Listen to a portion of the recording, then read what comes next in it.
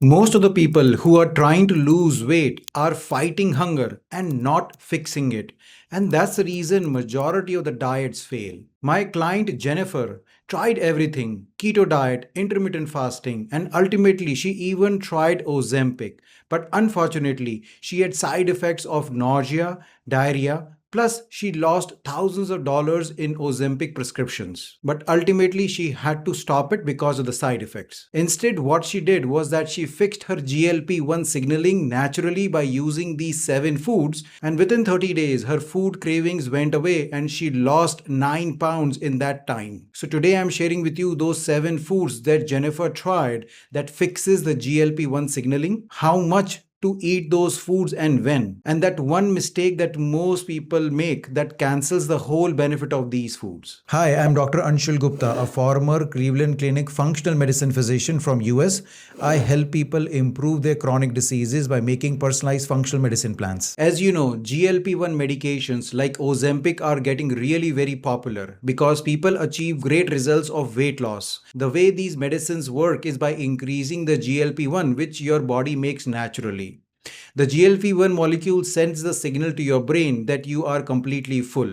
Plus, it improves insulin sensitivity, and plus, it also slows the stomach emptying, so you again feel full very easily. Now, these GLP-1 medications stimulate too much GLP-1 production in a lot of people, and that's the reason they get the side effects. And what most people don't know that is that most people are producing enough GLP-1. The only thing broken in their body is the impaired GLP-1 signaling, which can easily be repaired through food. And that's the reason these 7 foods, which were able to fix Jennifer's GLP-1 signaling, can also help you in fixing your GLP-1 molecule and help you in losing weight. So let me share with you these 7 foods and how to exactly use them. The first category of foods over here are fermentable fibers. What that means is that these food contain soluble fiber, which your gut bacteria breaks down into short-chain fatty acids.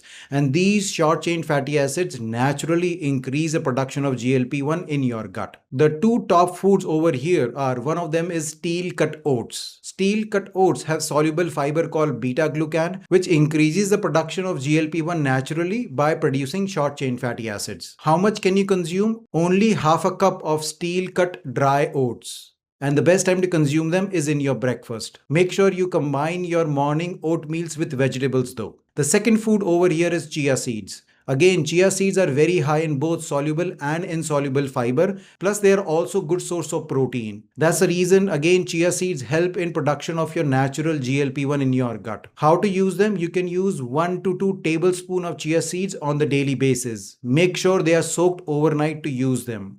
Either you can add them into your oatmeal in the morning or you can eat them with your lunch. The second category of foods you need to include is protein plus good fat combination. Protein is important because it stimulates your satiety hormone so you keep full for a long time. Plus good fats slows down your gut motility so that again you feel full easily. The number one food over here are eggs. Eggs are a complete source of protein, plus they have several antioxidants which reduce inflammation in your system. You can eat up to 2 to 3 eggs in a day. Either you can eat them in your breakfast or either you can eat them with your lunch or dinner. Now, if you're a vegetarian or vegan, then your protein sources can be either lentils. Lentils again are a good source of protein. They do have some carbohydrates, but because of high fiber content, their glycemic index is low. But only 1 cup of cooked lentils is what you can eat on the daily basis. Try to eat your lentils with your lunch and not with your dinner, so that all that carb from the lentil is burned during the daytime. In terms of the good fats, the number one food over here is avocados. Avocados are again very high in good fats, plus they are again very high in good fibers. So they keep your belly full for a long time and works very similar to GLP-1 molecule in your system. Make sure you're not eating more than half a avocado in a daytime. You can either eat it with your lunch or with your dinner. The next food which is high in good fats is good fatty fish, which can be your salmons, tunas, sardines or mackerel. Again, these fatty fishes are high in omega-3 fatty acids, plus they are good source of protein. So that's the reason again they keep you full for a very long time, plus reduce inflammation in your system. You can eat 4 to 6 ounces of fish, which is 1 serving.